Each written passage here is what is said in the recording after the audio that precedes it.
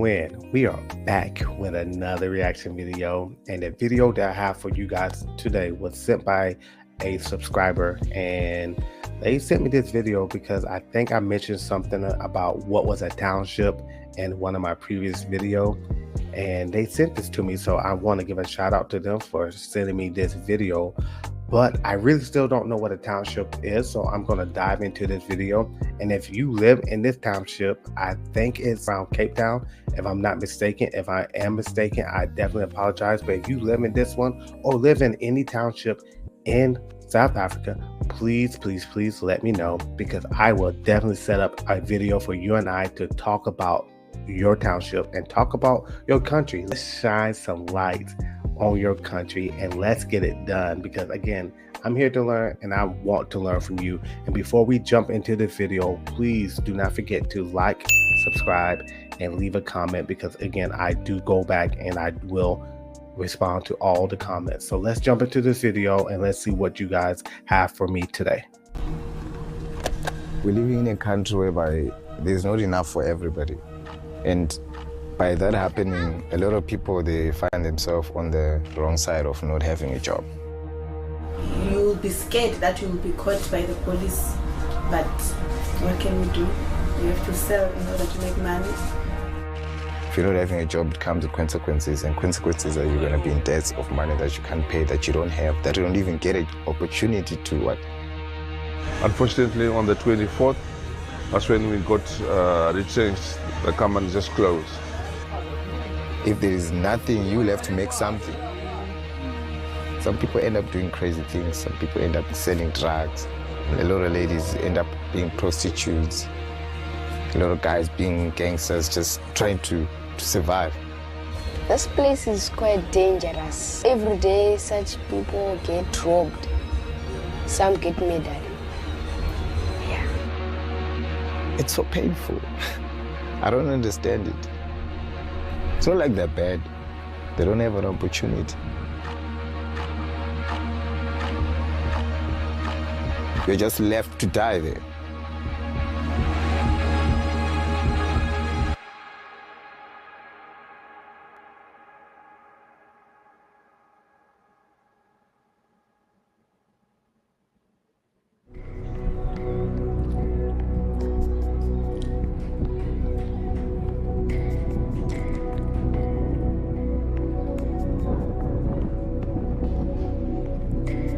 South Africa's townships are a memorial to the era of apartheid. When the bubonic plague broke out in 1902, white people were quick to blame its spreading on the black population. They demanded segregation, and the government complied. Black residents were forced out of their homes and moved to makeshift communities outside the city center.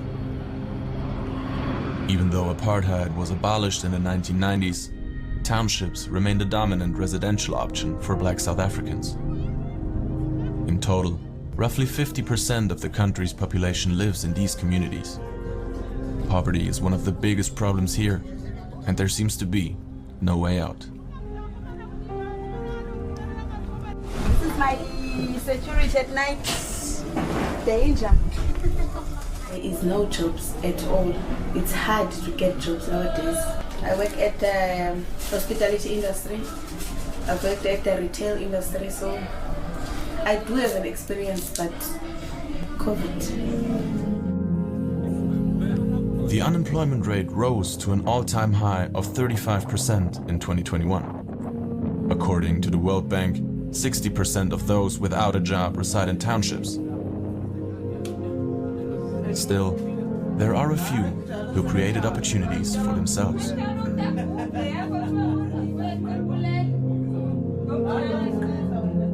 Yeah, I'm Bongan. Yeah, my name is Bonza. Yeah. I'm the owner of the salon from 2008, yeah, until now. I'm still doing it. I come from Eastern Cape, East London. I come to hustle, bro. You see? Yeah, because there in Eastern Cape, jobs are scarce. We don't have jobs there. I've got a lot of plans. I want to have a bigger salary than this one. You see, because I've got a lot of clients. There are so many of them. Sometimes it's getting full here, even outside. You see. So that is why I want a bigger one. So that I can afford to put my clients inside even on rainy days. You see. That's my plans. And I also want to create some jobs for other people. I always try to teach them how to do this so that they can know it. You see? And then I create jobs.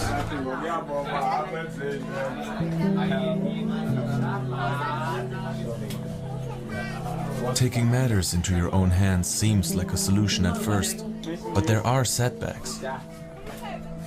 Nossi found a way to provide for her son by opening a bar, which put her in a worse position after all. Regarding economics, townships differ from acknowledged cities. The communities are trading in and among themselves without governmental supervision. Commodities and services can be far cheaper due to direct money transactions without taxes. However, in some cases, the government chooses to interfere. I'm also selling beers, but I'm not licensed to sell it, but I'm doing it anyway. We have to spend a lot of money in order to get it. I would say plus minus 50,000. To put it in perspective, in 2022, the minimum wage is $1.45 per hour. A regular 8-hour job would result in a monthly wage of $466. To support her and her son, she needs roughly $400 a month. Raising the money would take her 4 years. Is this still true? Is the minimum wage still $1.45, or I think you guys' money is Rand? Is that still true? That is wild. Oh my gosh. And I'm lost for words. I don't know what to say after that. $1.45, and it's this a couple of years ago, so it might be just a little bit higher, but that is not a livable wage. And I'm not sure what the cost of living is in South Africa, and I know you guys got different towns and different cities, so the cost of living is going to be different between all of them. But is this really true? Somebody let me know. Oh, wow. If she had a steady and legal job. You'll be scared that you'll be caught by the police, but what can we do? You have to sell in order to make money. Until then, Nossi's facing 6 months in prison for running her bar without a license.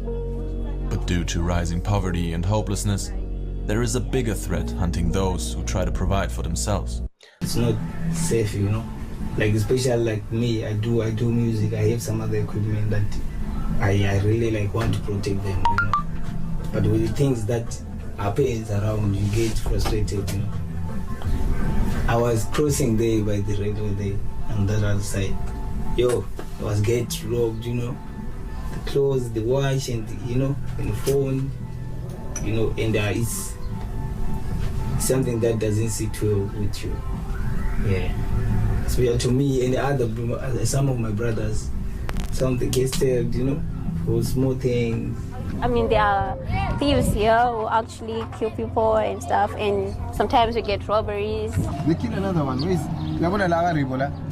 one that was killed there? You see by the salon here, in front of this salon here, just here, they killed another boy here. Yeah, my older brother, they stabbed him. He wasn't aware that the girl was with some other guys, you see. Then there was an argument, and they fought, and then all the guys, they stabbed him. Tried to run away, but he didn't make it. You can't even sit at home and be relaxed, because you know that they will come and take this plasma and go. They will come and take our phones and go. And you can't, unfortunately, you cannot do anything about it. The government's crime report suggests that from June 2020 to September 2021, the Western Cape province saw 56 crimes against a person and 41 property-related crimes daily, ranking Cape Town as the 19th most dangerous city on Earth. A lot of people still take the risk of moving here because of Cape Town's economic possibilities. However, the reality looks different. You know, here there is a limitless of arts, you know. Every kid here, they're talented, but they're really, really talented. But financially, it's hard to circulate money, you know. You end up like just doing things for free because it's hard to take the little that they have. Because all of us are earning low. Emmanuel moved to Cape Town 9 years ago. Like roughly 650,000 others, he's originally from Zimbabwe. The UN suggests that in 2017, Zimbabweans accounted for 16% of foreigners in South Africa. Most of them fled from political-driven violence and economic collapse. But what they found here is no different. Zimbabwe long back, it was milk and honey. But now, because of political issues, we are suffering. Yeah, the jobs that we are doing is not even what we actually achieve from back home. Like me, I studied law. But if I tell you what I'm doing now here, you will laugh. The situation was bad in Zim, so I just had to come here just to look for a job. I'm not working at the moment. I was working, but unfortunately on the 24th, that's when we got retrenched. The company just closed. As for me, I also want to come out of this place, but now I'm still here and we are working hard to come out of this place. Zimbabweans face a lot of hatred from South Africans. They are accused of taking up the little work opportunities that are provided. The Human Rights Watch organization warns publicly about rising violence against foreigners, stating that South Africa continued to be plagued by widespread incidents of xenophobic harassment and attacks against foreigners by mobs during 2020. The attacks and harassment were also committed by government and law enforcement officials. A threat Zimbabweans are well aware of. There is a lot of criminals in this country. Even as we are working here, we are not safe. People being shot there at the taxi rank, you understand? So that's part of the thing that happens there. Some people claim that their jobs are being taken by foreigners and stuff. So I think like almost everything here makes people feel threatened actually. As foreigners, we are treated not the same with South African people. And even if we get robbed or what, like to get help at the police station, sometimes it's not easy. You go there, they'll tell you, no, come back tomorrow, or this one is not here, or what. They just rob people randomly, like especially late, like 4 o'clock, 5 o'clock, even at night, you understand? This is a topic that I definitely want to speak to somebody live about. Do you guys not like each other, people from Zimbabwe and South Africa? Or is this just a situation that people are just feeling like when people migrate to another country and politicians need to blame somebody for something and saying, hey, they're taking their jobs? But if studies have shown, at least here in America, that immigrants are not taking people's jobs at all. Most of the time they legally cannot work those jobs. But is this true? Is this something that is going on? Meaning, do you guys not like each other? Or is it a love-hate situation, like they're our neighbors and they're our cousin? We love them, but we also hate them at the same time. This is very interesting. And it's so scary, so scary. In 2021, the government also changed its policies regarding Zimbabwean work permits. First introduced in 2009, the Zimbabwean exemption permit allowed workers to stay for 4 years. That time has been significantly shortened. It's just a work permit, but it's expired already on the 31st, but they just gave us 12 months to stay in here, you understand? This change applies to everyone, even those who have lived here before the bill was first introduced. Edward and his wife moved to South Africa 12 years ago. 2 of their kids were born here. How this environment influences the next generation can be seen in Edmund's oldest son, Tafazwa. Being alone. That's what makes me happy. Why? I get peace. Like there's no noise. Usually, townships stay secluded. Outsiders fear coming here since reports of violence and crime scare them away. This divides the population strata even further. But there is one place seemingly breaking down this barrier.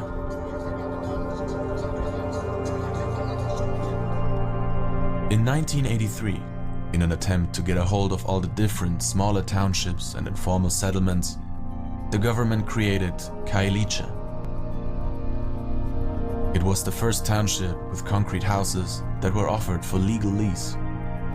People who had lived in the area for over 10 years were deemed legal residents and were brought into the new city. Illegal residents should, however, be forced out of the Western Cape completely. The separation was violent, but didn't last long. Only a few years later, previously deported people came back looking for jobs.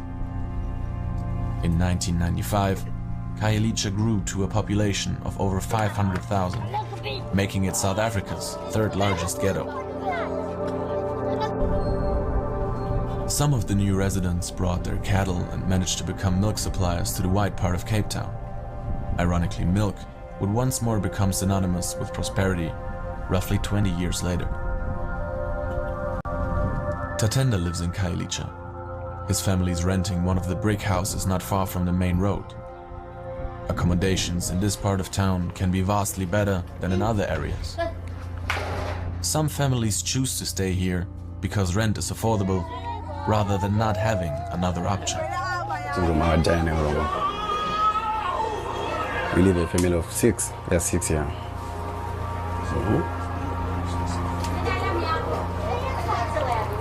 You can come further. This is our room. Tatenda's sister is also living here. She just graduated from school and is now up for her next challenge. I'm actually planning to go to university.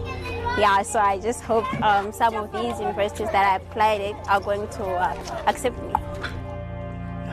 People here see their stay as an intermediate solution and are hopeful about the future.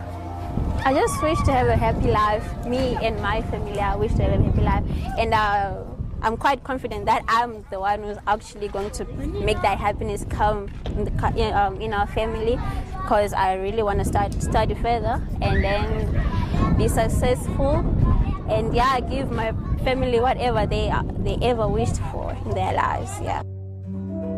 Khayelitsha seems different than other townships, and there is a reason why. The best thing about the Khayelitsha on my side is only entertainment. From Monday to Sunday, 24/7. If you want to be happy, you can. And it's possible in Khayelitsha. Khayelitsha is known for its nightlife in all of Cape Town, and in 2018, something remarkable happened. A luxurious 3-story restaurant with its own rooftop bar opened up in the middle of the ghetto. It's called The Milk. To understand the significance of this location, you'll have to understand the common rules for black ownership in South Africa. In 1913, South Africa passed the Natives Land Act. It prohibited all Africans from buying or hiring 93% of the land, leaving the rest for the white minority. Oh, hell no. The Native Trust and Land Act slightly decreased that share to 87% in 1936. To this day, 72% of farms and agricultural holdings are in white hands. Jimmy Jimalo runs a restaurant in one of Cape Town's suburbs. After being forced out of his last 2 rental contracts, this is his 3rd attempt at establishing a business. We've been accused of many things, that we deal with illicit substances. We do so much stuff, but here there was nothing. We just sold our food, and our beverages. The main problem for Jimmy refers back to land distribution. Renting and hiring is the main option for opening businesses. People of color are therefore still depending on their colonizers' offsprings. They can deal with you unprofessional and unlawfully, based on the fact that they feel like they own you because they own the building. This leads to an unbalanced power dynamic that can only be broken in extraordinary cases, since white South Africans hold on to their power through generations. The minority are the one with the biggest stake in the economy. So you have a minority of about maybe 10% running 80% of the economy. And then they have the dominance in the decision making, even in the political arena. The milk, on the other hand, is built on common land and was financed privately, so it can act independently. This is not only a symbol of reclaiming the land, but also a story of breaking out of misery. This is Simbongile Dweza, probably from Delft. This is where I grew up from. It wasn't easy for me as a teenager because I had a lot of peers. And I wanted to be that person around my peers. But for now, I'm no longer with them because they went opposite directions. My friends went into drugs, gangsterism, carjacking and stuff. For me, I couldn't. I had to take a step back.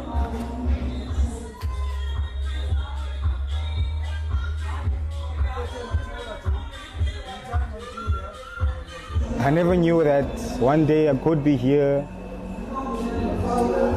facing through the cameras just like I do now, and I'm really proud that Khayelitsha is very much improved.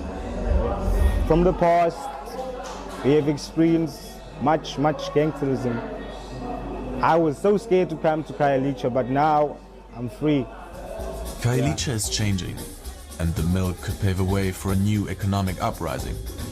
But its financial impact is outshined by its social one. It brought something different, something amusing, something worth trying, So it's going to teach a lot of people around here that, us as black people as well, we can have something great, It doesn't have to be only in Camps Bay or anything like that. You can build it here and it can actually succeed, so yeah. Townships were never meant to be a place to strive and prosper. Yet somehow, they evolved. As rising prices for goods inside the city separate the two sides even more, the townships started developing their own economy.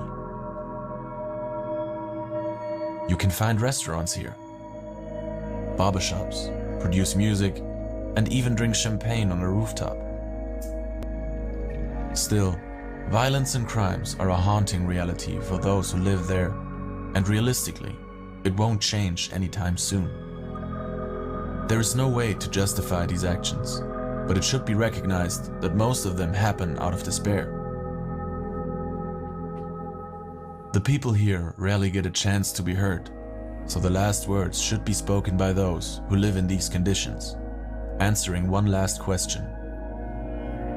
If you could talk to everybody living on this planet at once, what would you tell them?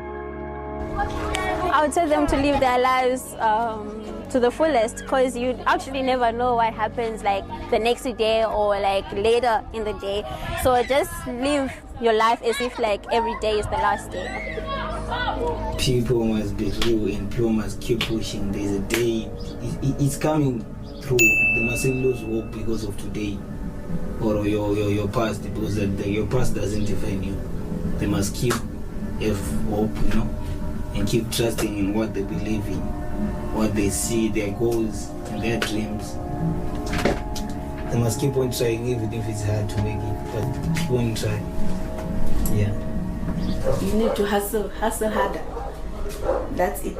If you hustle, everything flows. Guys, those who think they don't have jobs, they've got talents. I just want each and every one of them to try and use that talent, no matter how easy it is. Just use it. When you've got a talent to use it, you're gonna get what you want. You see, you can even have a chance to support your family, guys. Also, your kids if you've got kids. But please, guys, use your talent. Don't give up your hope. You must always have hope. That revenge is something that caused destruction. Yeah. What do you mean by that? What do you mean? Like, if you take revenge, some people feel bad and will also want to take revenge. And it will continue like that. So if you don't take revenge. Oh man, I cut that one off. I am so sorry for that, guys. Wow. Oh man. Like I said in the beginning of this video, if you live in this township, please write to me, because I will make sure that you and I have a conversation on my channel, and so that I can learn something. This is a lot to unpack, but just listening to what it is, you guys in the township, you guys have it. It's a feel, and it feels right, and you guys have it, and you guys know the direction. It's just coming together now. That is it. We have Black cities and counties and towns here in America that are thriving, and some of the richest in the world. And that is something that you guys can have here. And in America, and I think it is around the world, Black Americans are the number one or in the top 3, 5 buying power in America, and it might be in the world, since we have the number one economy. And stuff doesn't move without us, and we know that, and we know we can stop something from moving, and we can help something grow. And this is what you guys have right here. This township, the one that they talked about, oh, it's itching, and it's waiting to explode and take back what is y'all. And that is something that I guess the 72% of people who own the land there, the white Africans, South Africans, they don't want you guys to do that, because once you guys understand your buying power, they will start to lose all of their power, and you guys will be able to start taking it back. And once you start to create it on your own and create your own, they don't have any more power over you. And that is what you guys have right now. And I love it. I really wanted to see this area, because this is what a future looks like for your children. This is what you dream of building and making it your own and taking it to the next level. This is what it looks like, and this is the beginning. This is the foundation. And I know this is, the video was in 2022, I think, and now it's 2025. So I hope that you guys kept building onto this, and in a couple of years, it's going to be a place where everybody wants to move. That is amazing. And I understand there's a lot of stuff you guys got to do to make it a safer place, but there's a lot of crime all over the place. Not every place is going to be the safest in the world. Don't let Europe or certain places in America fool you guys, or a certain country. We always going to have crime. People that don't have always going to want to take from others that do. But you guys got something here, and I love it. This is amazing.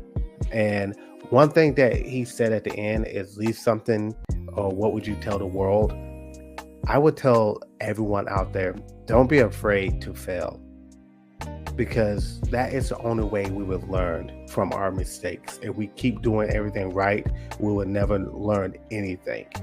But if we fail, and I'm not saying fail on purpose, but sometimes, I mean, that's what scientists do. That's how they get their studies, is keep trying, and you learn from your mistake. But if you fail one time, don't let it be the end of you trying. Because if you learn what you did wrong, then you cannot make that same mistake, and you can keep building on to it. So don't be afraid to fail. Failure should not be something that looked on as something being the worst thing ever and make you stop. Keep going. And that it would be what I tell the world in my advice. But this was amazing. I love this. This was really good. And I will leave it there. Please don't forget to like, subscribe, and leave a comment. And I am for real. If you live in this township, if it's multiple of you guys that live in this township, I would get us all on a Zoom call or something so that we can talk, so you guys can teach me something. But until next time, this was React with Rob, and I am out.